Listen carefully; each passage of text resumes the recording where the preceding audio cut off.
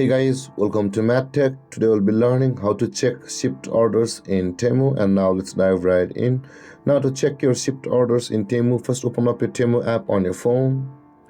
After opening your Temu app, guys, on this interface at the bottom of the screen you can see a bunch of icons, and at the middle section you can see the U button at the bottom.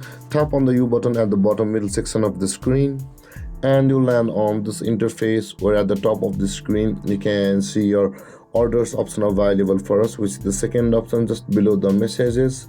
Tap on your orders and you land on this interface where at the top of the screen you can see all of your orders, your processing orders, and the third, your shipped orders will be over here.